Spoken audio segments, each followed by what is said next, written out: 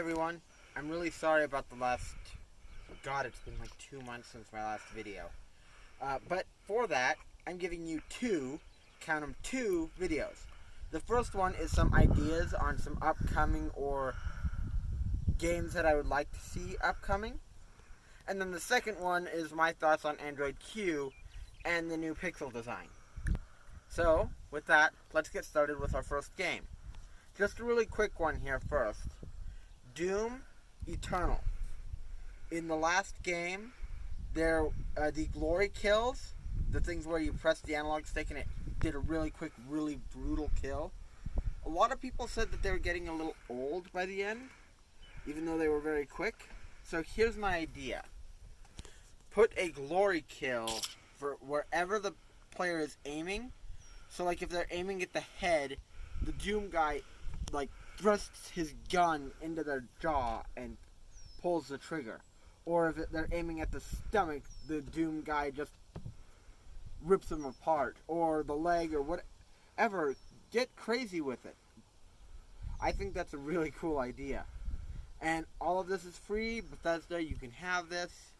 The next one is what I think they should do with the Sonic series. So, since I kind of think that Sonic has kind of been blundering for the past few years, here's what we're going to do.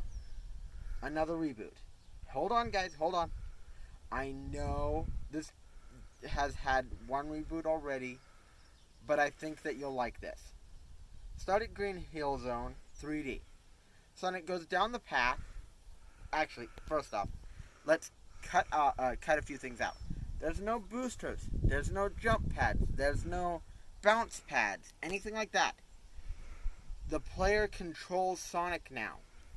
So here's what happens. Sonic starts going down this trail. It's a little bit windy.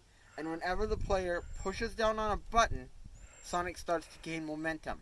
That puts Sonic's speed in the player's hands and makes Sonic easier to control. Then, when it comes to a jumping area, Sonic has his dash attack. He does not have punching. He does not have kicking. And every time he gets to a tree that he can jump off of, time slows. You see his foot getting closer to the tree. If you press the button right in time, he boing right to the next tree. Boing, boing, boing, boing, boing. Just like before, but you don't take control away from the player.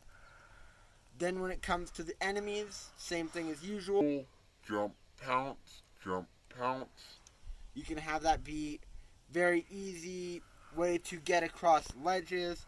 You can still have the medium, low, and high areas. I don't think you should go open world with it. I really don't. That's not a good way to do it.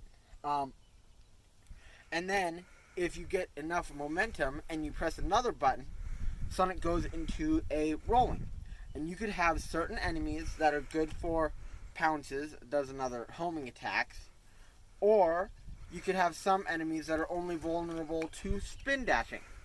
And we're taking away the old rev 'em up spin dash that Sonic used to have. Now it only carries his momentum. So I'm going to, for this and the next game, I'm going to bring in TGX. Don't watch it if you're a kid, but he's a really funny game reviewer, and I'm going to shout him out and get his ideas because he wasn't big on the Sonic Boom, and the next game he is actually making a review on Tuesday. So make sure you guys watch that if you like a funny, if a little bit iffy when it comes to the age and maturity YouTuber.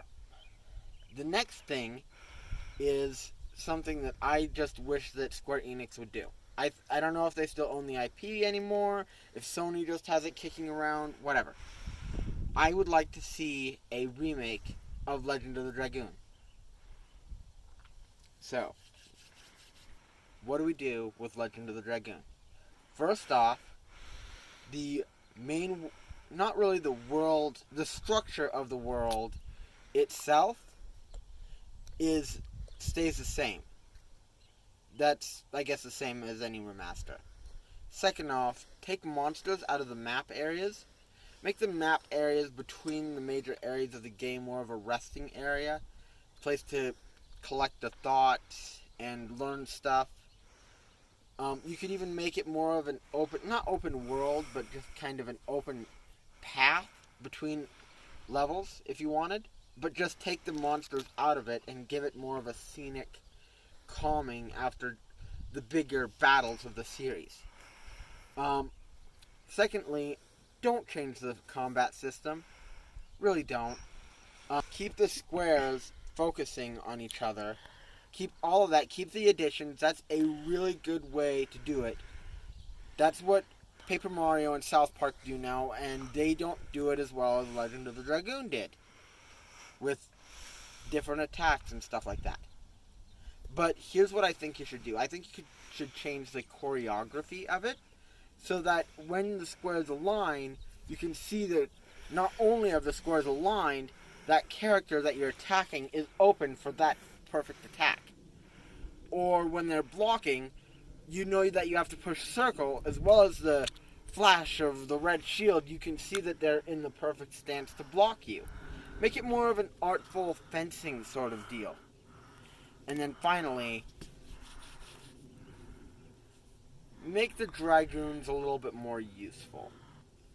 In TGX's original review, that he said that the Dragoons are more of a hindrance than a help, or about as much of a hindrance as a help.